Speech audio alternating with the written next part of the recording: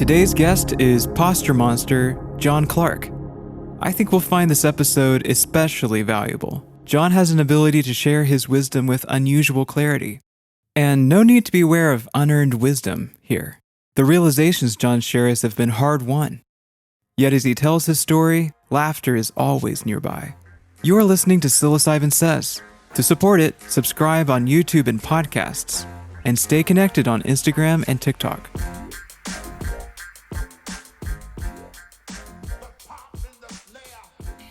Right, the monster himself. The posture monster. Hey, Jon. Hey, Eric. Hey, Courtney. How are you guys doing? It's good, Jon. Good. How are you?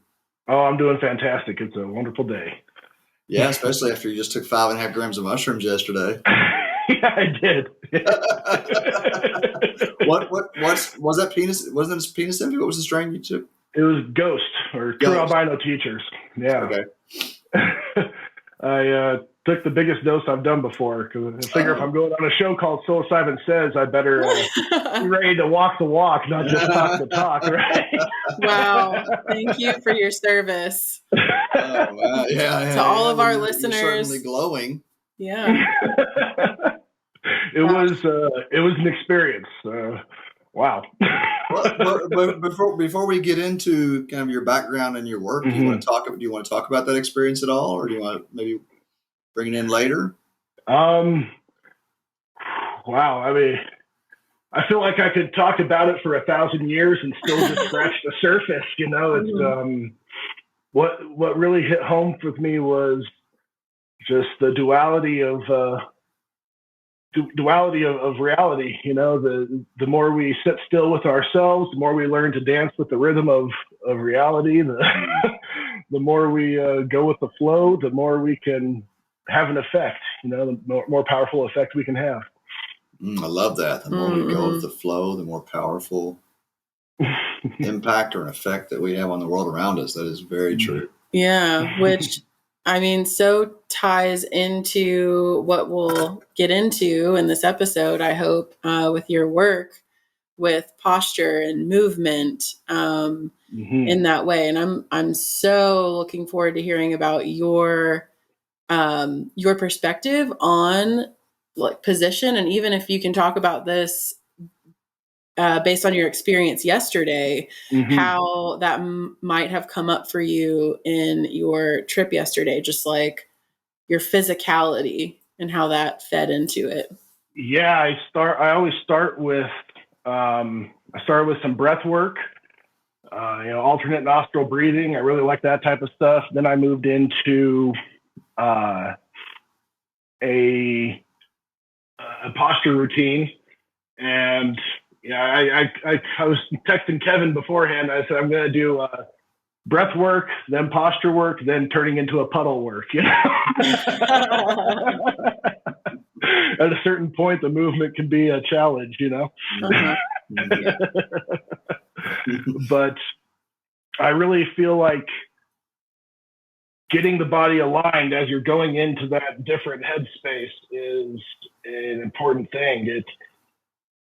I was sitting there in one of my favorite positions, static back, and I was just saying to myself, I'm open to whatever the experience brings today, you know, whether it's going to the edges of the psyche, whether it's going to another place altogether, you know, it was just being open for the experience.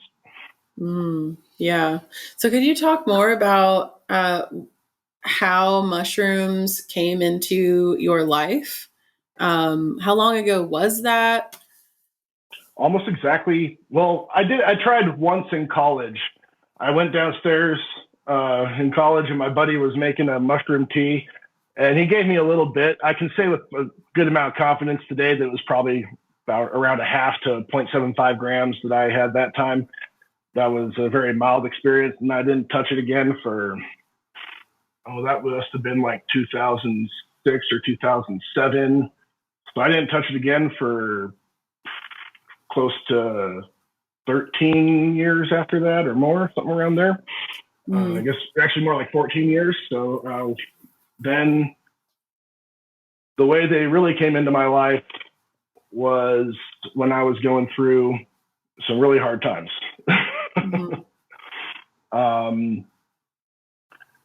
It's kind of starting at the end of the story. I don't know if maybe we should back up a bit. Yeah, let's pull back. Let's pull back. There's a lot that brought you to the mushroom. There was a lot helping to set that stage.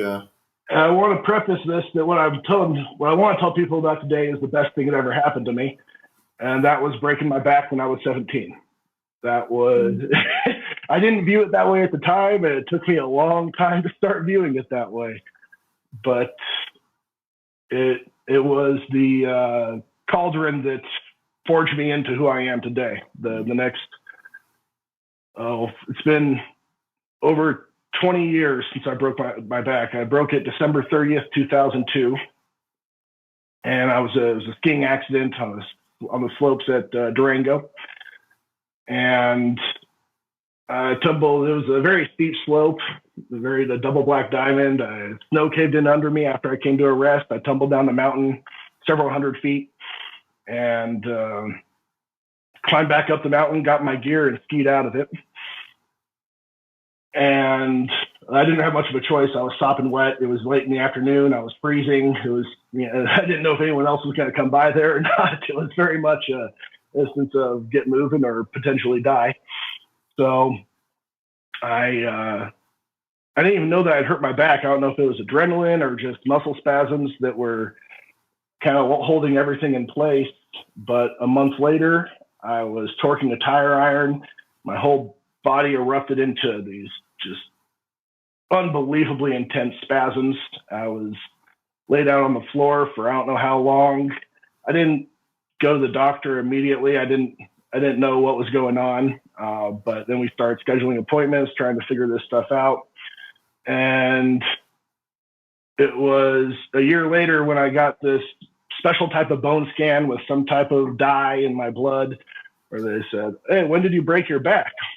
I said, "Oh, that's why I'm having such a severe problem." How were they not able to see fractures previously? I don't know.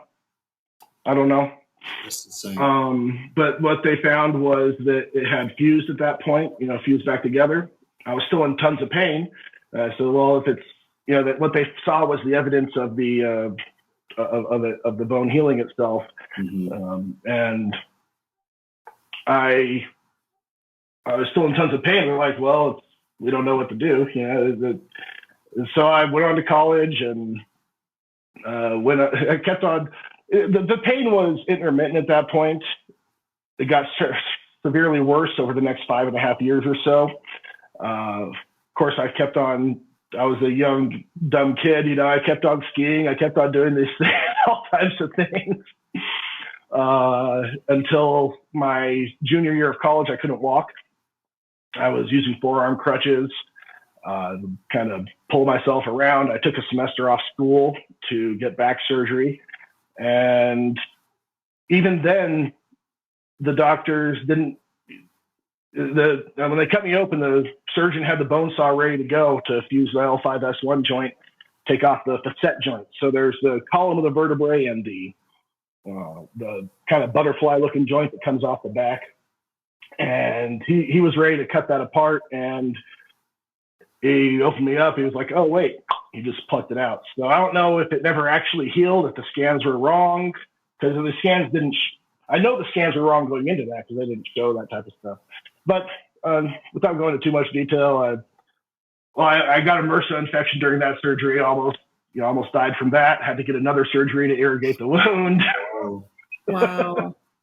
And it's incredible that you laugh. Like, this is not the first time I've heard you laugh as you tell your story. And I just want to say right now, just like the perspective that you carry is incredible. It took a long time to get there. I assure you, I cried a lot to get to where I am. I healed relatively well from that for the next year or two. I was on a kind of upward trajectory until all of a sudden just started going down real hard. That surgery was 2008. By 2010, I was starting to have problems again. By 2013, end of 2013, I was back to barely being able to walk. By 2014, I was walking with a cane. By 2016, I was in a wheelchair. And by that point, I had lost my job. I was working in Seattle as a computer programmer at the time. I lost my job, and I had to. It was either like, hey, you got to quit or be fired. You know, one of the two. I wasn't able to hold up those responsibilities, so I moved back to New Mexico. We moved in with my parents, and we're like, okay, we obviously missed something. We're going to go after this, and that was Christmas Day 2014 when I moved back. And we started going to doctors 3-4 times a week. We were traveling to other cities, going to specialists, getting into the realm of like complete quackery because this traditional medical system was not able to provide any answers. Year later, I was just worse and worse. That's 2016. That was when I went into the wheelchair. And I can say what happened now. I went to the Mayo Clinic after I was in the wheelchair, and they're like, "We don't know why. We don't know why you can't get up. Why you're in so much pain." They just didn't know. What I can say with certainty now is that over the years, I avoided the motions that hurt. Starting when I was 17, twisting hurt, I didn't twist. Bending down hurt, I stopped bending down. And every time I avoided one motion, other muscles had to pick up the slack to accomplish those activities. That so dysfunctions, compensations. One muscle group stops working, another muscle group starts working harder. And eventually I just avoided as many motions as I possibly could until there weren't any left that were really, beneficial or possible, right? With our muscles, it's use them or lose them, and I wasn't using them, so I lost them. That's how it goes. So, next 3 years. At first, I had good spirits when I was in the wheelchair. I was like, okay, this is, I've been down these roads before. I'll keep on navigating them. But a year later, when I was even worse, I was starting to get into really bad headspace. A year later, even worse. And last year in the wheelchair, I was spending every day just not killing myself.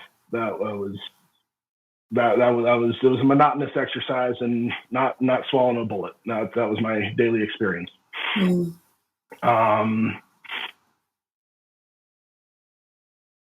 that's finally when things changed. Can I ask a question though? What was there anything that provided you comfort during that time when you were suicidal? What was it that kept you from actually going that far? Alcohol, marijuana, to numb the pain. I abused those substances heavily. I was. This is a really messed up headspace to be in. I was probably the biggest thing that kept me from taking that final step was I knew how badly I'd seen it happen to other people whose kids committed suicide and how badly it affected their parents. And I couldn't do that to my parents. What was their? I was very open with them about how much I wanted to kill myself. I had to talk about it. I couldn't keep it inside. Yeah. And so how did they respond? How did they engage with all that? They kept on trying to find solutions. I was at the point where I couldn't look. I was unable to rationally look for anything that was going to help me at that point. I got to the point where I resented the fact that my parents loved me so much that I couldn't kill myself.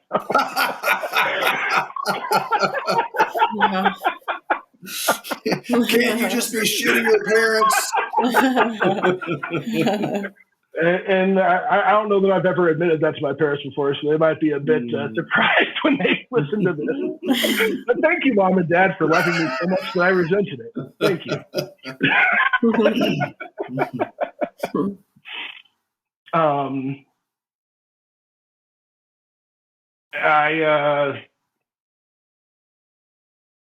January 2019 is when things started to turn around. My dad, he was reading a blog that he reads on the internet all the time, and they had posted an article. Like every month they posted a thing like, hey, this is the book we ordered this month and we're reading. And it was this book called Pain Free by Peter Goskew. And my dad ordered it. He read the first few chapters, and then he brought it to me. He's like, hey, I want you to read this. I looked at the title, Pain Free. I said, this is fucking bullshit. I'm not going to read it. This guy's a liar. Mm-hmm. I was jaded. I was cynical. I'd been scammed so many times. I was broke. I'd cashed out my 401k to buy the damn wheelchair. Mm-hmm. And every treatment I had tried failed spectacularly. Every physical therapist I went to ended up injuring me more. Chiropractic, acupuncture, naturopaths, homeopaths. It was all, none of it worked for me. I'm not saying about, I'm not going to speak ill of other people, but none of it works for me personally. And back then I might have spoken ill about that. But I read the book, and it was all about posture. And it was laid out very simply. And I at first I got even more angry. I was like, this actually is making sense. How come no doctor I've been to over the past 16 years told me about this? What got you? Because you threw the book away at first. You're like, I'm not reading this bullshit. What brought you back around to it, though? My dad said, if you're going to live under my roof, you're going to read this book. Oh, well. Hey. That parental dogma does have a place after all, huh? It does. And I started doing the few exercises I could. My parents would help me out of my wheelchair each morning onto the ground. I'd get in that position I mentioned earlier, static back. That's still one of my favorites. And I did them every day. For the next 2 months, I was doing them every day.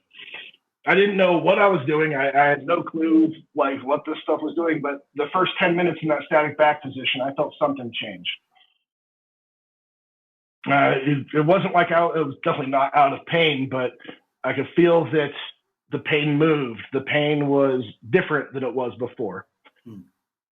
And that's why if this has any chance, okay, I'll give it a shot. It didn't make me hurt worse either. Every time I went to physical therapy, they were making me do things that hurt worse. And they were telling me, if you're not willing to go through more pain, you'll never get out of pain.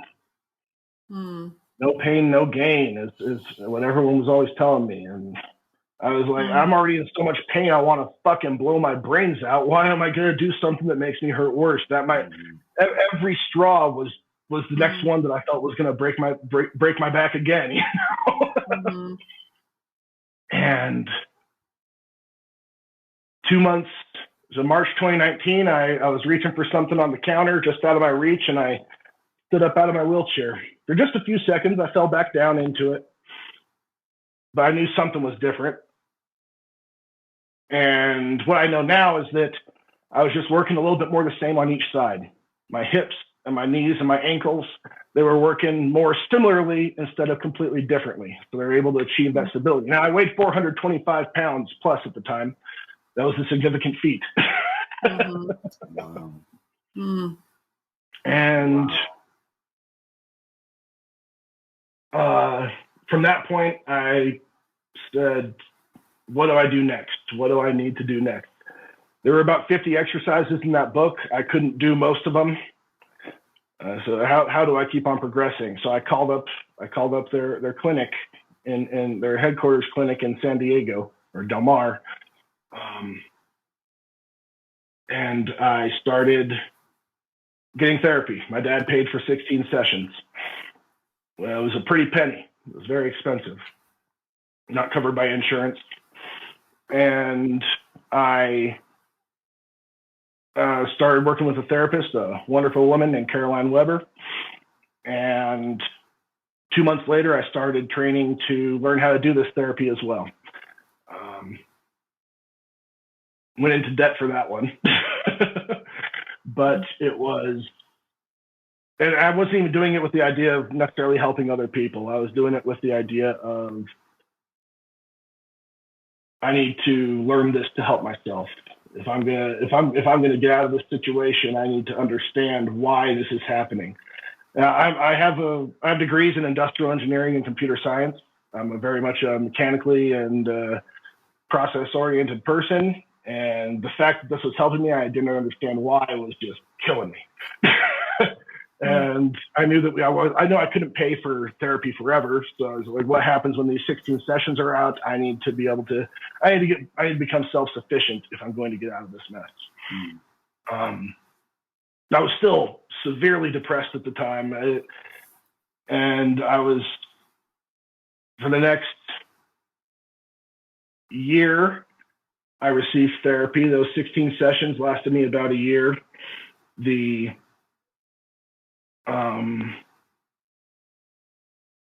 Then I was kind of on my own.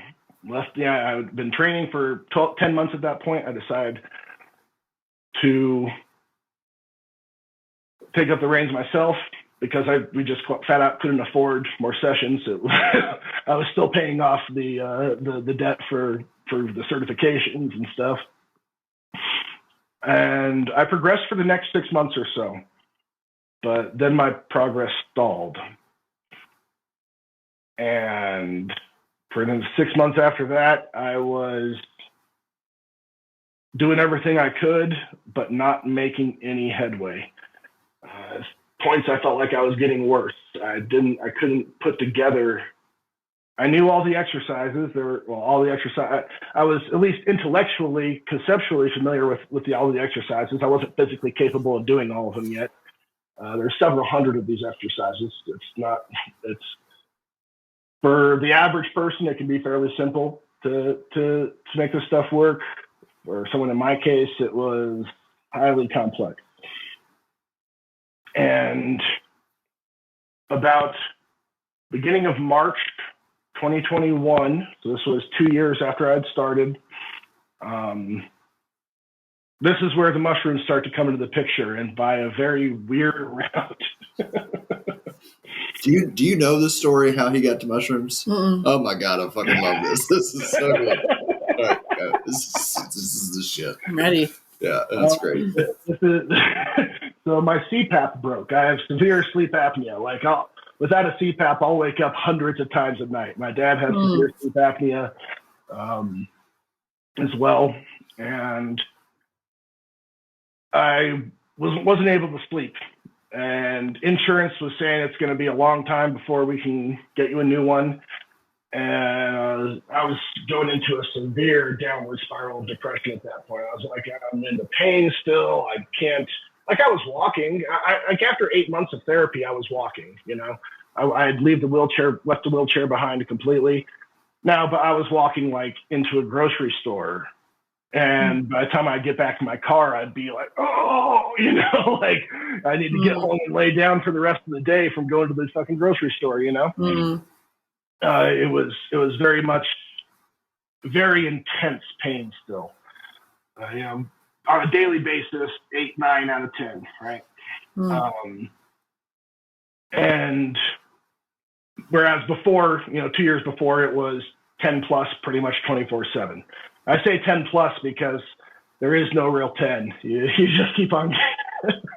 There's the point where you pass out, and then the next time you get to that much, your body won't pass out, or at least my body wouldn't. And that threshold just keeps on getting pushed further and further down the line. I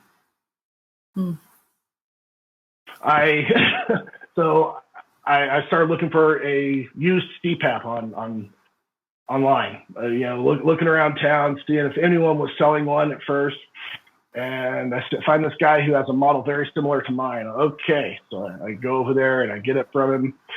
Turns out he worked at a respiratory clinic, and he knew how to program it for me and everything, knew how to get exactly what I needed. I was like, this is amazing, thank you. And he was a really nice guy. We started talking, and I told him about all my problems, about my history and stuff. And he's like, hold on a second. He goes in the house and comes back outside with a little bag of mushrooms.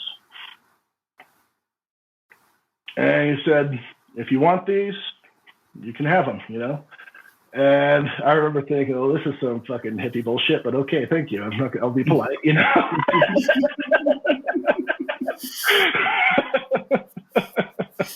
Got some Grateful Dead tickets too, man.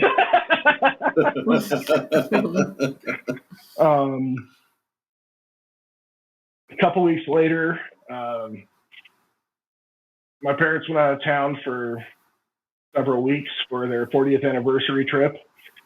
And I was just having terrible muscle spasms. And I remember him telling me, like, these might help with the muscle spasms, and you never know, maybe they'll help you with something else. I was like, okay, whatever that means.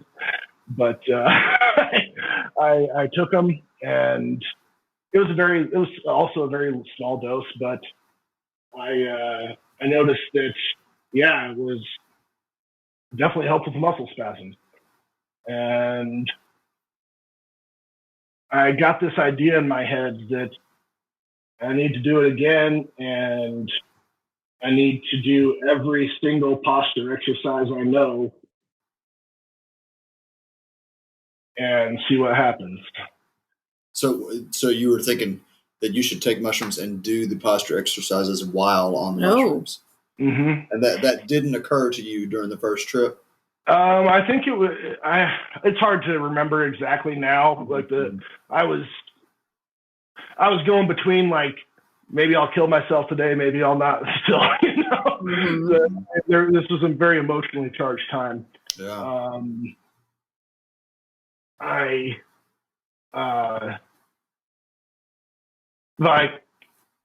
called him up. I said, okay, give me something else, Okay.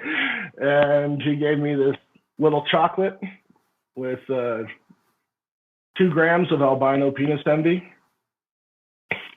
And I ate that, and I just got it in my head. I'm not going to stop moving no matter what. I'm not going to stop moving. I'm going to do every single exercise I know for the duration of this trip, And I did. It was a life-changing experience. What I'm going to say next, a lot of people are probably going to say, John, you're full of shit. So I'm just going to tell it as it happened, and people can think what they want.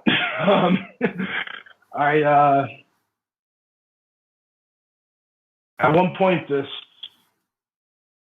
I honestly don't even know if my eyes were open or closed. I remember I was laying in that static back position, and I was doing these, just squeezing a block between my knees and then pressing a strap around my knees. Just this type of oscillating pendulum motion, getting my hips rebalanced. And at this point, I had no idea what the exercises really. They were like all these puzzle pieces on the table. I didn't know how to put them together. I knew I could find each piece, and I could do it, and I could look at it, and I could do it, but I couldn't find another piece that fit with, right? And I saw this musculoskeletal system in front of me, and no skin or anything, just bones and muscle. And it was doing the exercises I did. As I did them, I could watch it. And I could ask it, okay, let me see deeper. And it would remove layers of muscle, and I could see deeper layers. Okay, put them back on. And I could move it around. I could see it from any angle I wanted. And I remember thinking, well, that's a neat party trick. I asked it, what do I need to do? Show me what to do. You're doing what I'm doing. Show me what to do. And it did. It started. It went to a position. I went and did it. It went to another position. I went and did it. And at one point, it started going faster than I could keep up. And it was, the only way I can describe it was like this downloading of information, or this reorganizing of information in my brain. And from that moment forward, I knew how to put the puzzle pieces together. And I was never at a loss of what I could at least try next, and have a good justification for why I might try that next. I could test hypotheses and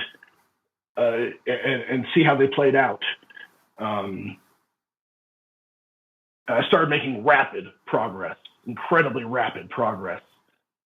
By that point, I was, walking into grocery stores, maybe a Costco every now and then, but there were still times where I'd be using the motorized scooters at the stores too when I needed to, and I couldn't. It was very much. After that, 3 months after that, I was learning how to play disc golf, walking around a local park here. 3 months after that, I competed in a disc golf tournament, and that was a 9-mile hike through the mountains. Whoa. Wow. That is rapid progress. Did the weight come off naturally as you were moving more? Did you change your diet? What other adjustments? I kind of got into intermittent fasting just without even thinking about it. All of a sudden, I realized I was not eating until later in the day because by that point, I was starting a business. I got certified, and I finally completed my posture therapy certification in August of that year. So like a month before that tournament is when I got certified. I started my business. I was working a lot, and just kind of forgot to eat in the mornings. And then I kind of heard about intermittent fasting. I was like, okay, I'll make this a part of my thing. And that was probably the biggest change I made dietarily. Not even that much on the foods I eat. In general, I like pretty healthy foods. Even when I was 425 pounds, I liked healthy foods. I just also liked tequila and vodka too.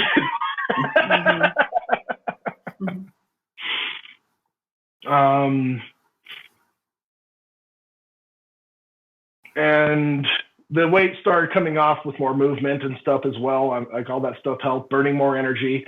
Also, when your muscles are dysfunctional, not able to achieve full ranges of motion, well, they're not contracting and expanding. They're not burning as many calories at a fundamental level.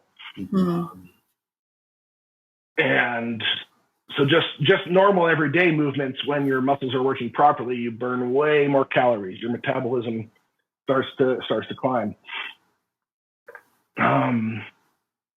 Also, you burn when your muscles are contracting and expanding. They're rubbing against each other, all the muscle fibers, creating friction, keeping your core body temperature up. Your metabolic system can work more efficiently in that regard as well.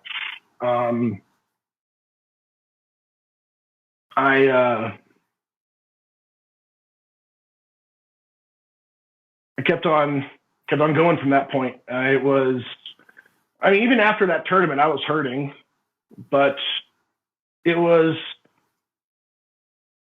pretty close to how a lot of people who don't hike 9 miles on a regular basis would probably be feeling after hiking, This is just so incredible. I mean, I had an idea of your general story before you were just, telling it in more detail. But this is like, I'm just putting myself in your shoes, and the amount of mental fortitude that you've had throughout this process is just mind blowing. I just can't imagine being in that much pain and just to get out of bed, let alone try and see through it, to do these exercises and get better, just says so much about you. Well, the duration of your suffering from 2002 to 2021, you said? That is astounding. And it also gives me, and I would think other people, another perspective on seeing people who are who weigh that much, who are that obese. And I feel like, there's a lot of judgment around I mean, in general, like when you see people and you don't understand how they got to where they are, just you telling your story, like, just reminds me how much people go through that we just have no idea what has gotten people to where they are. So it's, you never know. mm-hmm. It's, and it can be so hard to change. It's not easy at all. Now here's, you'd think I was getting out of pain, I'd be the happiest I've ever been in my life, right? Makes sense. Yeah. Mm-hmm. After I was out of pain was probably the closest I ever came to killing myself. Mm. I had placed in my head, I said, when I'm out of pain, I can be happy. When I can work again, I can be happy. When I was putting all these external factors on my happiness, I was still in this place of happiness needs to come from outside. Happiness needs to come from how reality is treating me. And when I got out of pain, and this was also at the same time as I was a agnostic, bordering on atheist my entire life.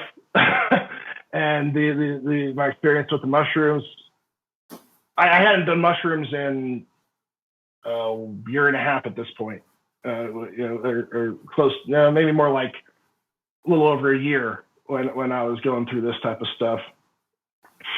And because I tried them one more time after that, and while I had a good experience, the person I did them with did not have a good experience. And that's when I realized, whoa, there's something more going on here than I understand. I was like, I don't think I should be fucking with these things. Can you talk a little bit about the nature of that experience? Mm-hmm. The person I was dealing with just broke down to tears for a long time. And was confronting some deep-seated fears and anxieties and things like this. And I was like, well, I don't know if I want to play with this fire anymore. I was like, I got something pretty amazing from it. Maybe I should cool it, Mm-hmm. And I didn't know anything about mushroom. I had never really read about them. I know nothing about it. Absolutely nothing.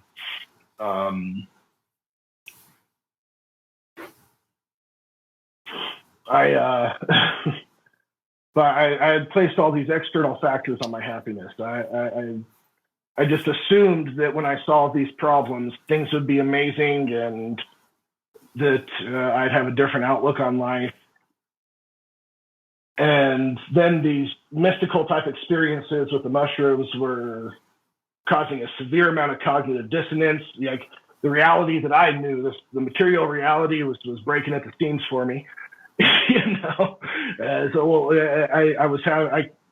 Starting a business was much harder than I expected. I was working endlessly and not making any money. I was not getting any clients. I knew I could help people, but I couldn't convince anyone that I could help them. I was still drinking. Eventually I quit that out. February of last year, of 2022. That was a big step, but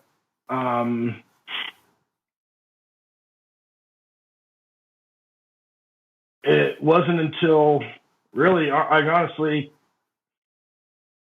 mid last year that I finally started to come out of the depression. And it was because I kept on going back to those mushroom experiences and thinking like, what was it really telling me? And it was telling me, if you don't find a way to be happy, and it doesn't come from in here, and if you get too attached to that happiness, if you expect to always be happy, it's not going to last. And you won't be.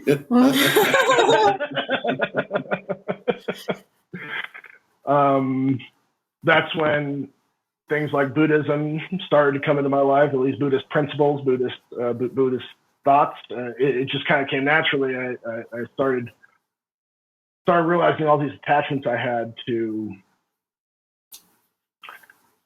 what I thought reality should be like. Mm-hmm. And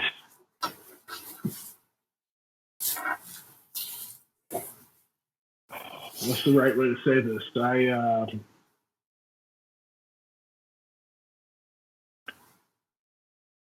I was so ungrateful for my life, right? How could these things happen to me? Why does it have to happen to me? You know, and the simple answer is, if it should be some other way, it would be some other way. Hmm. And if reality should be different, it would be different. And reality is not going to change just for me, just for anyone. You know, it's a beautiful and brutal world. Duality. That's what my trip yesterday was hitting so hard. How you can't be grateful for the good and not be grateful for the bad. You can't be grateful for the wonderful things and not be grateful for the tragic things. Mm-hmm. When something hard happens in my life now, I start thinking, how can I learn to be grateful for this? And that realization is what really started to change things around for me. That's why I say that I wanted to tell people about the best thing that ever happened to me today. And I was breaking my back because I can't imagine how I could possibly be this happy today, this full of joy with life, even though I know pain's going to come. I know bad things are going to happen soon, or at some point it's going to happen. Yeah, whatever it is, who knows how it's going to come. That if I approach it from how can I learn to be grateful for this experience, I got to step up on life. Mm-hmm. This is so relevant right now in a conversation that I've been participating in LinkedIn. Erica Zelfand is a medical doctor who we've had on the podcast before, and she has a very strong opinion that bad trips are a very real thing, because she had a trip that traumatized her. Mm-hmm. And you know, there are people in there that are like saying, oh, you're just using drug war propaganda and you've internalized the drug war. And, you know, she's pushing back against it. And I'm observing this whole thing and trying to present within the conversation the perspective that it's our definitions that define the experience, right? Mm-hmm. And while the experience for her is obviously bad because she's calling it that, and it sounds like what you're saying here is echoing so much of this this sentiment that I'm trying to express outside of mushroom space. And I mean, it's like, if anything can be perceived as bad, it's real world shit happening to you, like breaking your back and being, you know, immobilized for over 10 years. And just what you're illustrating here, that your definition, your perspective of it, while it has not always been what it is right now, it's not, definitely not. That it is purely your perspective that's making it what it is. It's so powerful. Yeah. On my last mushroom communion a few weekends ago, this was essentially my trip as well, that things just are. They just are, whether it feels one way or it feels another way. And none of it's really good or bad. It is, and it's different. It's all very different. And at the end of the moment, it's just like, thank you. Thank you. Thank you, because it is. And we're being given this gift of an experience, whatever that looks like. And we experience it, we witness it, we learn from it, do it again, moment after moment after moment, or maybe eternity, I guess. Eternal. Here we go. Here's another one. We're in eternity right now. We just get a little slice of it. Yeah. And that each one of us gets a little slice of eternity.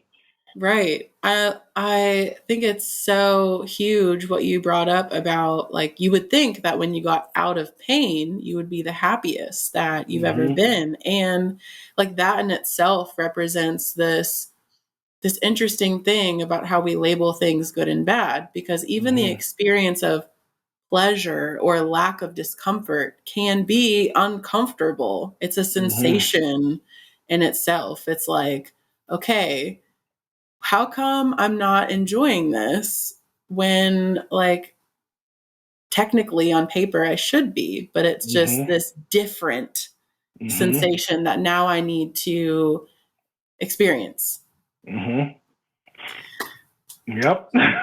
So how are you spreading this newfound wisdom into your community or outside of your own personal world?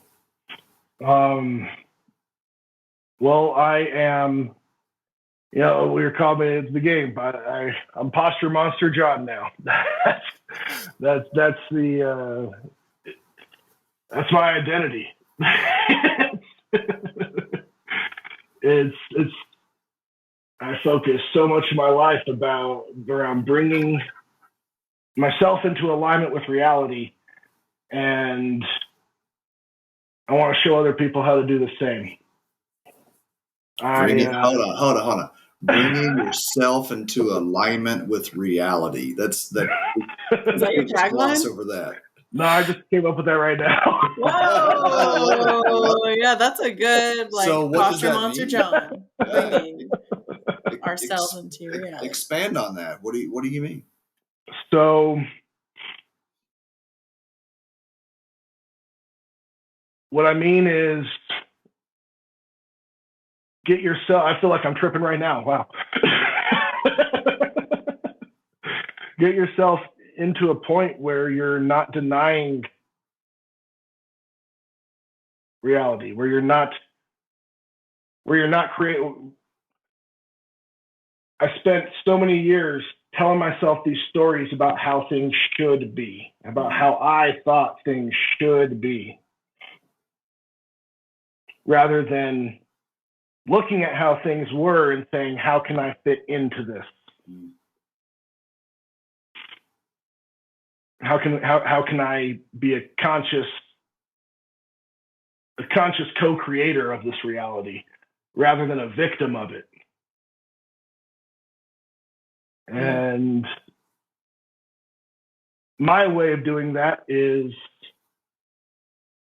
now my everyday experience is helping people who have slipped through the crack of the medical system, just like me. My everyday experience is helping people get out of pain who the doctors and the physical therapists have been unable to help.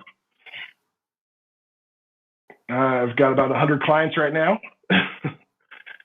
And I've partnered with, now this is a fun story here as well. About a year ago, you can find me on YouTube, Posture Monster Jon. I published a whole bunch of videos on YouTube, largely focused around that pain-free book, explaining my thoughts on it, explaining the exercises in it, because it's so frustrating for people reading it and not understanding what's going on. They do the exercises like, why am I getting better? I don't understand. So I wanted to bring some of my insight into that.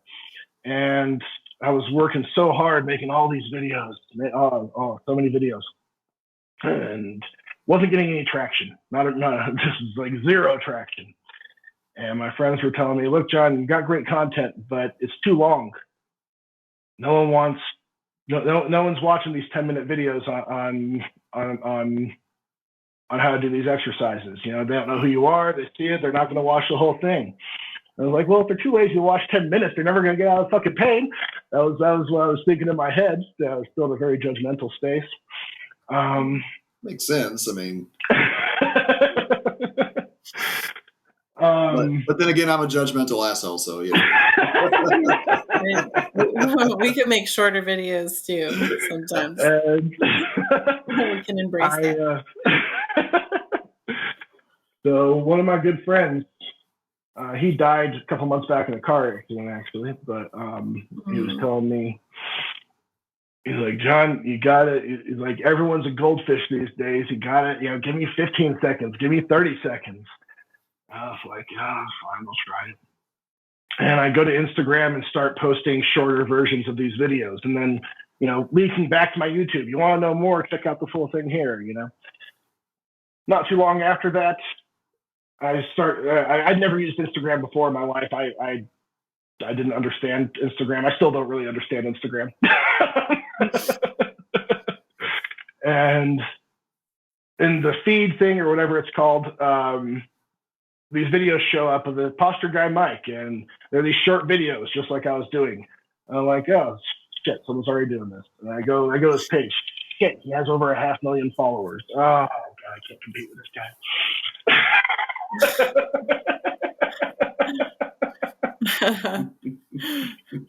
And I message him. I say, hey, yeah, I like your videos. I was trying to do the same. I saw your videos. And he said, he messaged me back. He said, I've been watching your videos and I love them.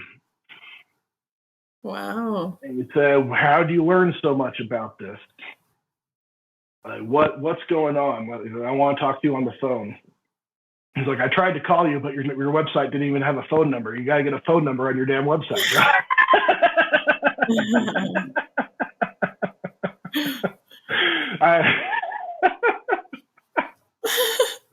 And we talked a little bit later. We talked for maybe an hour or so, and we just connected real fast. You know, very much on the same kind of frequency. And a couple weeks later, we talk again, and he's like, I got to know, like, how did you get so good at this? I was like, okay, I'm just going to tell you the truth. I told him about my mushroom trip.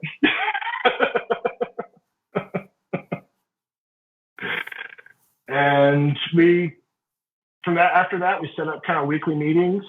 And about September of last year, I flew out to California, and we met in person for the first time. And we decided, okay, we're going to work together.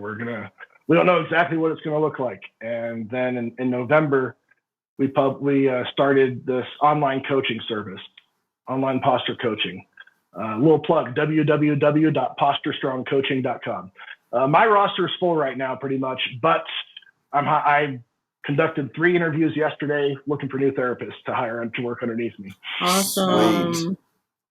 And one just after this recording ends too. I got another one today.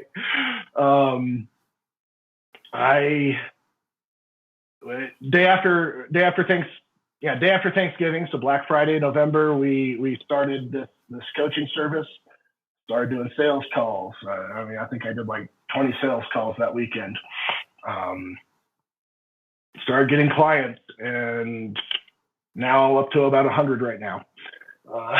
Wow. So how did he respond to the mushrooms when you told him about your mushrooms giving you insight? Oh, he was like, oh yeah, it turns out people out here in California do mushrooms.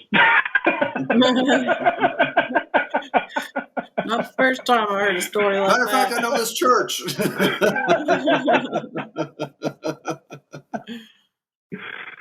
And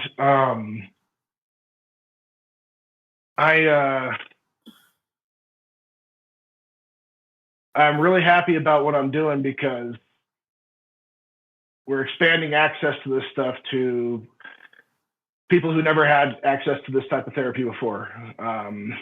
We're charging about the same for a month as what I used to pay for an hour session. Mm.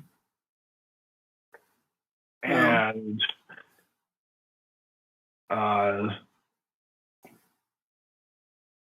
seeing all like in large, we're seeing great results. That's where I'm just incredibly grateful to be where I'm at today. Dude, look at where you went from to where you are. That is incredible. 3 years ago, John would have laughed at the types of things I'm saying today and said, yeah, future John's off his rocker. Thank goodness for that blog that your dad subscribed to, and all of the things that fell into place. The CPAP guy. Oh my gosh, CPAP guy. Does CPAP guy know where you're at right now? Oh, yeah. We're still in contact. Uh-huh. Wow. Yeah. Wow. There's just so many great things. How did you come into Sanctuary? How did you even become aware of Sanctuary? So October of last year is when I finally kind of broke through the barrier. I was like, okay, there's finally just surrendered to the likely non-material aspects of the universe. I don't know exactly what they are.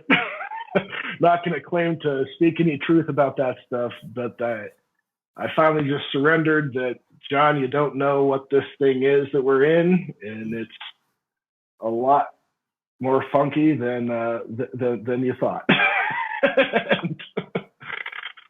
And I was looking for outlets to start expressing this stuff. I had never really talked publicly about any of this stuff.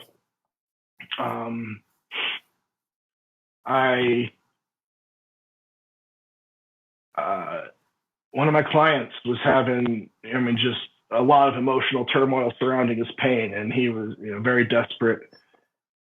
And he's in Tennessee, and he said, he's like, John, anything you can recommend? Like, I don't know what to do. And so I called him. I had a conversation. I said, like, I'll tell you, like, one of the things that made a big difference for me.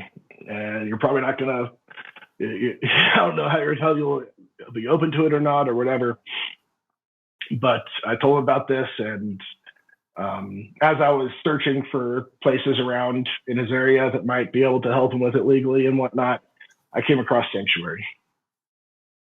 And I read through your guys' website and stuff, and a few days later, I was like, it was just still all going through my head. I was like, this is just resonating with me so much. And next Sunday, I went to service. I never imagined being the kind of person who says, the highlight of my week is going to Sunday service. I was very anti-church all my life. I think I told Eric I started down the atheist path. At least I never went full atheist. I always left through but if you draw a line on agnostic and atheist, I was right here. Right, real close. I say, it's like if there's anything out there, they sure as fuck don't care about me. Is how I felt. Yeah, after all that you've been through, right? And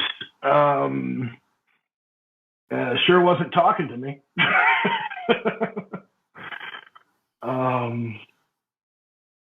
But this cognitive dissonance I was talking about after my mushroom experiences, I couldn't put it to bed. I couldn't, as much as I tried to force it out of my mind, it would always come back.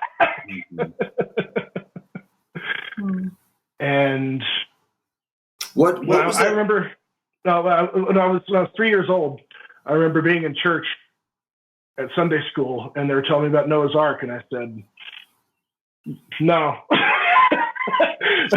This doesn't work for me.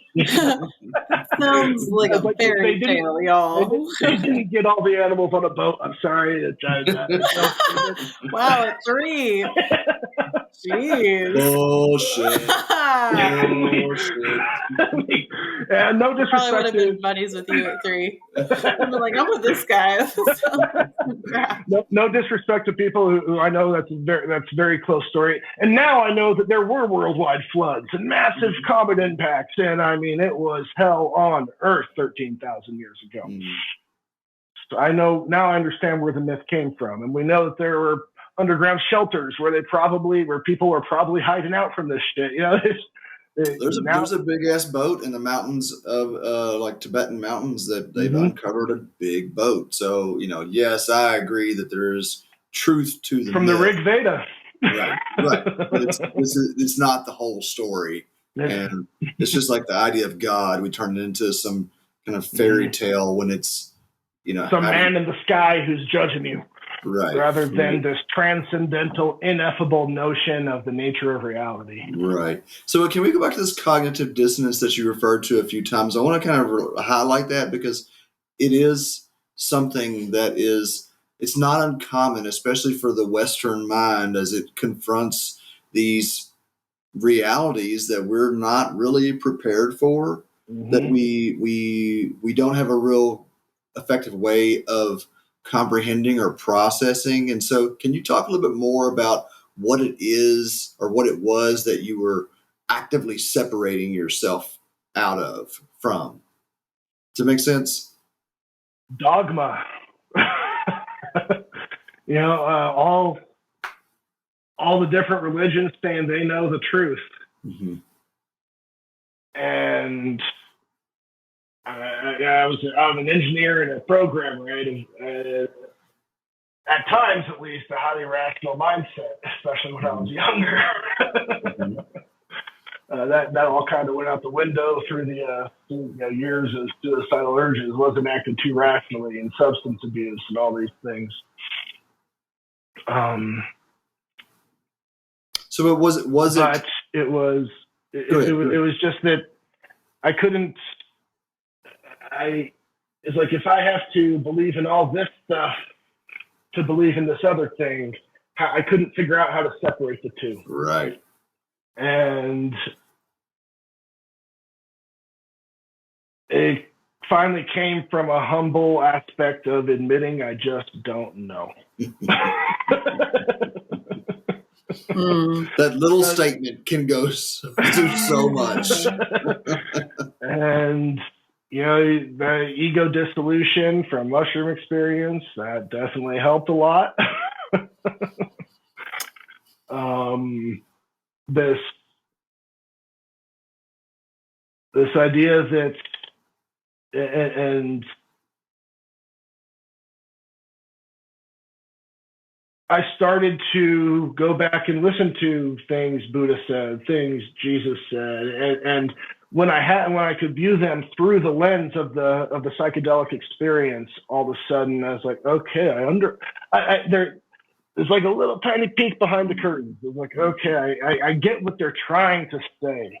Mm-hmm. Joseph Campbell, the comparative mythologist, he says all religions were true for their time and place. Mm-hmm.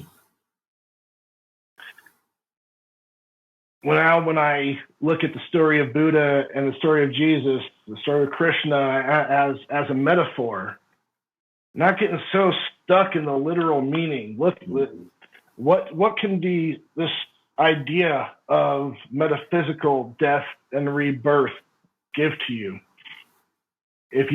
When you change your story, when you change these stories, you keep on telling yourself about who you are and expecting to be happy rather than experience happiness, expecting to be sad rather than just experiencing sadness. When you stop telling myself that I'm not good enough, or I stop telling myself that my past has to define who I am in the future, that these experiences I went through, they're not me. Those are separate from me. I can change the stories that I tell about myself. I can change the story of, I'm not saying it's easy, but you can change these narratives that we have going through our minds, and it very much feels like the old you can die, the new one can come into its place. Or, evolution, however you want to talk about it. There's all kinds of ways to talk about it, but when I started to look at it from these more metaphorical perspectives rather than just literal translations, I started to realize the power, and I started to understand why what resonates with people about this. It wasn't something I was capable of before. Mm-hmm. Mm. And the mushrooms definitely can help do that if you're going in it with the idea that you don't have to be attached to who you were. And I think maybe I came a little bit naturally to that with the mushroom experience because I hated who I was so much. Mm. Mm. I was, maybe all those times I was wanting to kill myself, I wasn't wanting to kill my body. I was wanting to kill these stories about myself, the suffering that I was in. Mm-hmm. Oh man, that is, I feel that on such a deep level. Mm-hmm. Wow.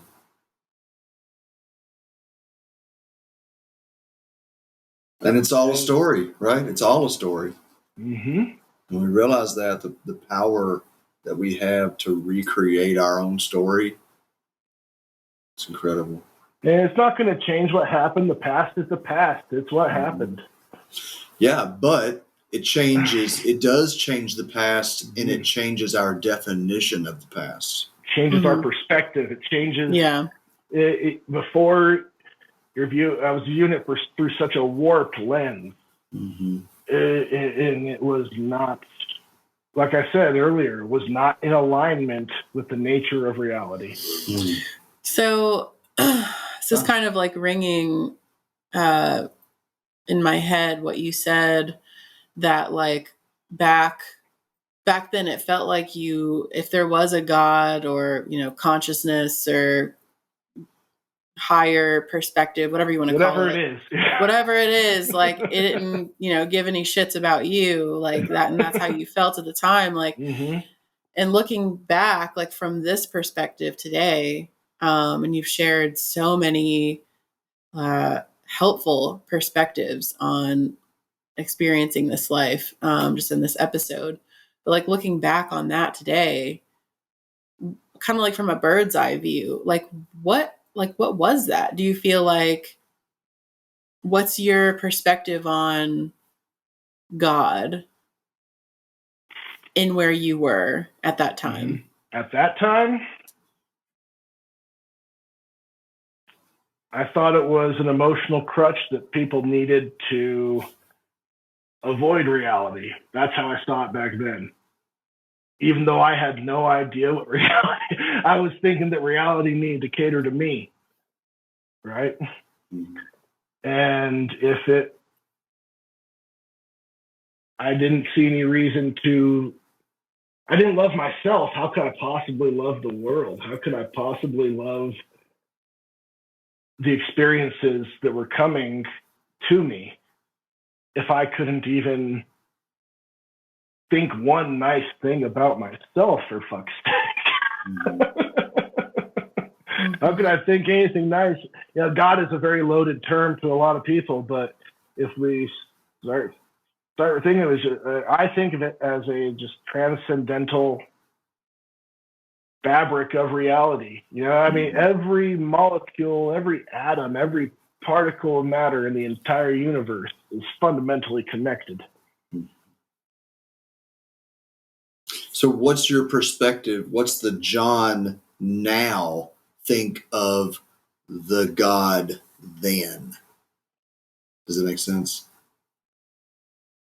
I think that, I still don't know that if God is supposed, if this notion of transcendental, whatever this thing is, this unspeakable, ineffable thing that the mushroom experience provides just a little glimpse at. Mm-hmm. It's that if you're not willing to go out on a limb, well, if I'm not willing to go out on a limb, I shouldn't speak for other people. If I'm not willing to go out on a limb and love the universe as it is, why would it even consider loving me back? Mm-hmm. It is a reciprocal relationship. I think that's not. I don't know that we really have that perspective, right? We kind of we generally have this, but like you said, like reality kind of owes us something. God owes us something, and it is heaven or hell based on our perspective. We're in both all the time. We're in both. It's a reciprocal relationship. Yeah. I love your awareness of language as well. I've seen this from you on our Sunday services, how you're very aware when you're speaking to kind of reframe language so that you're only speaking for yourself, because I think it is really important to convey that, because not everybody listening to this is going to be where you're at right now, and they're going to be. No. Somebody might be listening to you and thinking the same way you thought about that pain-free book. Oh, yeah. I guarantee people are going to look at me and say, fuck this guy.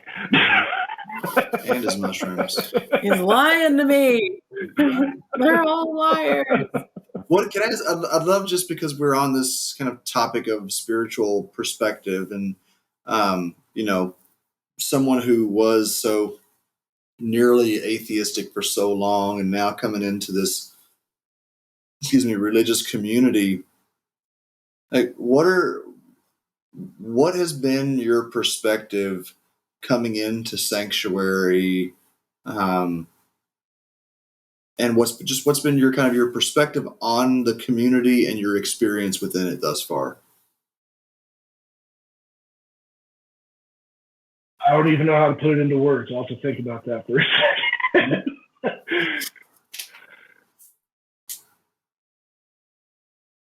It's home. I'm so grateful to you guys for doing what you do.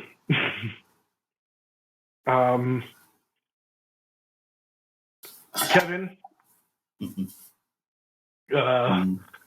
my God, Kevin is, I've said in Sunday service, we've only known each other we've only ever talked on the damn phone. But it's like the brother I never had. The whole community, the being able to go into the Discord channel and talk about these experiences without fear of judgment, being able to put on my posture workshops within the church, and it's going to take I know it's going to take a while to get some traction, but knowing that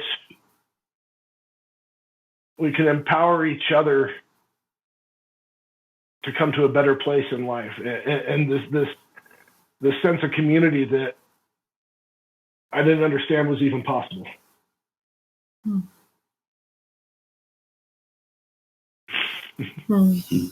You've already made yourself such a wonderful part of it. I love that you've just embraced that opportunity. A lot of people come in and they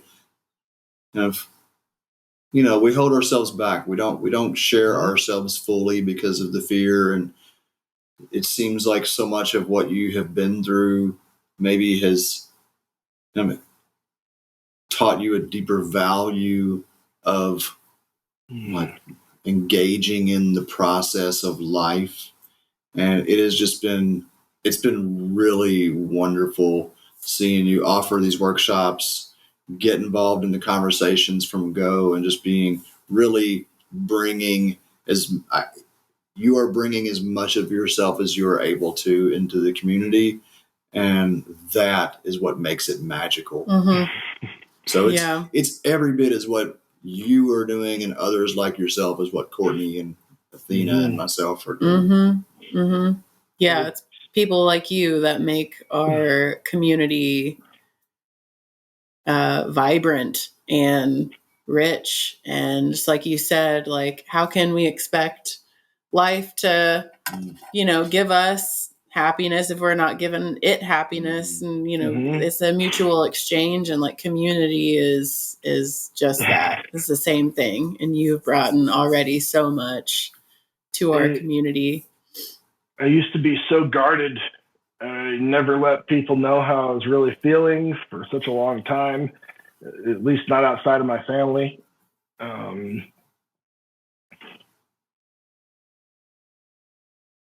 One big takeaway from that first really powerful mushroom experience was, here's a gift. You better go fucking use it. And you can't use it if you don't share yourself. You can't share just part of it. I can't share just part of it. Let's reframe that language again. I can't share just the good without sharing the bad.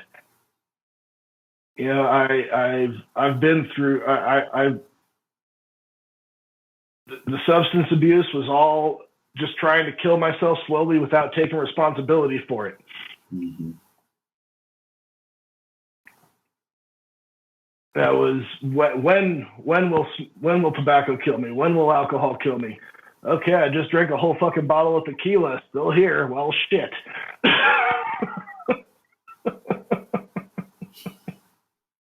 Maybe I'll try 2 next time.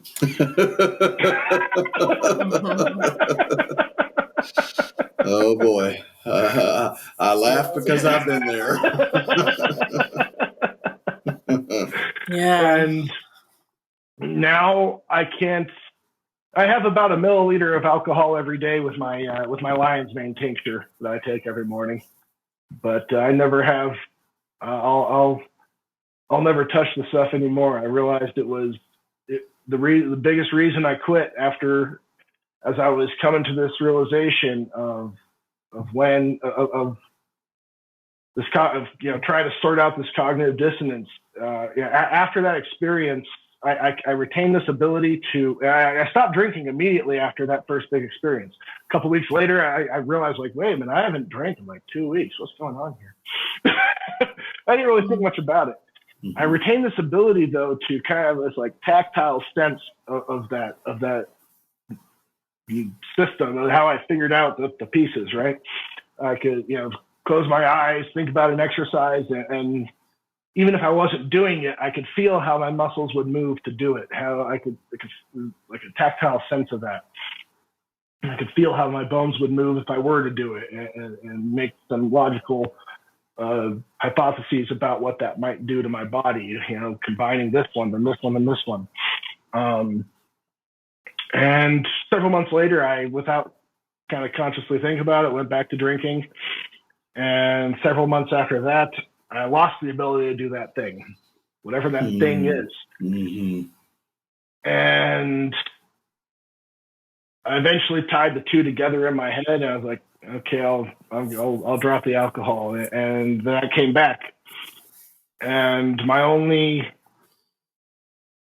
whatever connection we have to this divine source of consciousness, whatever you want to call it, and I now believe that alcohol severs that for me, and I never want to go back to that. Never want to go back to using cannabis. Never want to go back to using tobacco. It's not anything that I ever even think about or consider ever now. It used to be that if there was a bottle of alcohol sitting around the house, just be right. Now I walk by one on the counter every day for my parents' house. Don't even notice it, right?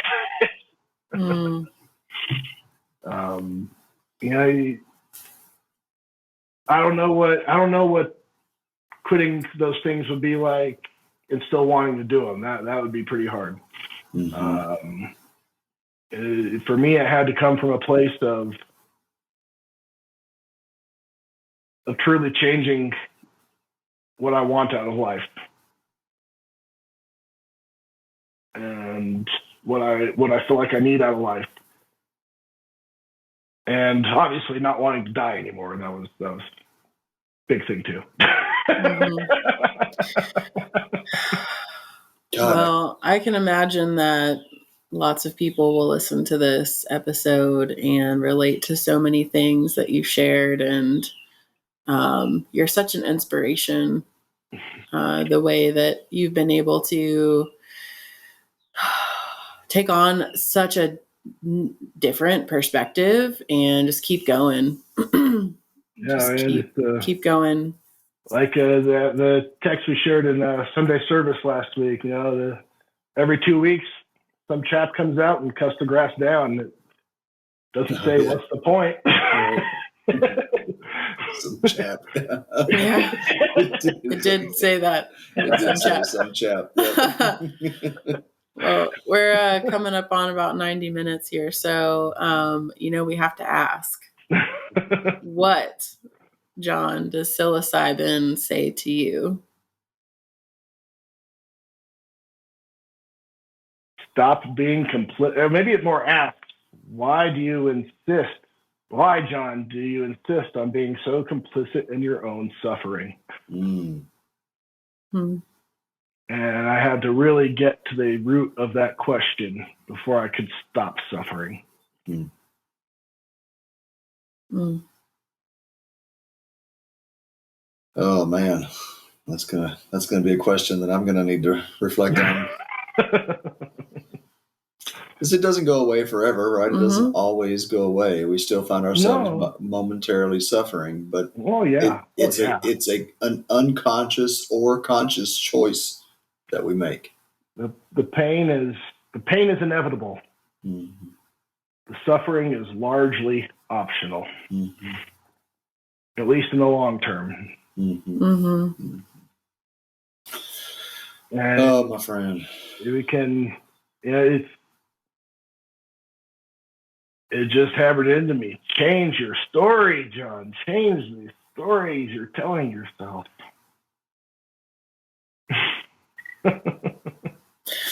You've changed a lot of stories in the last, gosh, it hasn't been that long. It's only been a couple years, right? Well, really, that you've been, that you've had this, you've stepped into this.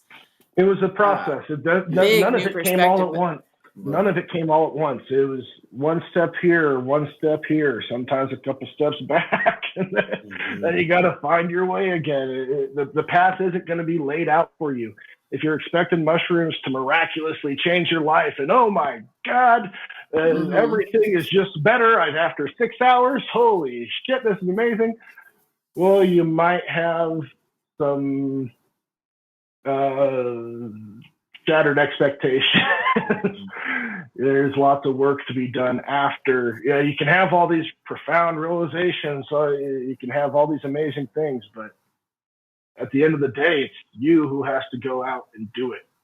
Mm-hmm. Yep. But it gets easier when we have people reflecting back to us, when we see someone like yourself that has done it and is there on the other side saying you can do it too. I believe people can do it. I believe it. Yeah, well, you've proved it. And if you're thinking, John, you're full of shit, I encourage you to do the work to prove me wrong. But you gotta do the work. People try these exercises I'm doing, do this posture therapy. They do it for a week. I'm still in pain. Yeah, no shit. It took me over 2.5 years, well over 2.5 years to get out of pain. And it was a non-linear process. Yeah. Well, thanks for doing the work. And thank you so much for stepping up and helping us get these new virtual workshops for members going. It's such a gift to our community. And like you said, it's going to, take persistence. And I'm sure people are seeing your posture workshops and, just the same way, like, just as skeptical as I was. I don't know. And just the transition as well, the transition into feeling better can be, intense. And so, Well, even like posture, my previous to mushroom experiences driving home the importance of posture to me in our emotional, energetic state. The only memory that I have prior to that was my mom saying, "Stand up straight, your posture's horrible." It was like a nagging kind of thing. And so I can see why there would be some initial resistance. When I saw it, I was like, oh shit, somebody gets it. Somebody gets it. You know, but like Bill Protzman has been doing these music workshops, and it's taken him some time for them. Have you been on one? I've been one. Tuesday nights are usually pretty busy for me, but I did make one, and wow, I loved it. Bill, job, man. So it's just it takes time for things to get traction. You know, I was talking about psilocybin for a long time before everybody thought it. They're like, you're crazy. And like now I'm like, aha. Okay, I'm gonna go this way. Here's how we fix the crazy. Yeah. So anyway, you just keep doing you, my man. We're gonna continue to support that and encourage that, and love having a platform and a place for you to just bring your love and share it. Thank you. Yeah, absolutely. Thank you so much. Thank you, you guys. Last night, near the end of my trip, I was sitting there, and I felt like I was holding both your hands when we were in a circle. It was, I love that. I love seeing the message. Yeah, I was just, I can't wait. So this experience has lived up to the hype and more. Isn't it crazy though? Like you say with Kevin, you know, like there are so many people that we meet in this virtual space right now that we feel so much love for. You know, we just did this retreat last weekend, and we met Christine, Poe, Susan. There were at least 3 people who have been members of Sanctuary for over a year that we'd never met in person. And it's just like the virtual stuff, it just like makes that all the much better. It's like when I met Susan and Poe and Christina in person, I was like, it was like during the mushroom trip, it kept coming to me. It just kept saying like these people are so much more amazing than you already thought they were. And I already thought they were amazing, you know? So it's like, it just keeps getting better. It just keeps getting better. And I expect the same with you, my man. I look forward to the day when we get to chomp on some mushrooms together or just hang out and have a conversation. Yeah, that'll be awesome. I'm looking forward to it too, my friends. All right. Thank you so much for joining us, John, and just being yourself and bringing yourself to this world. Thank you. Thank you for having me.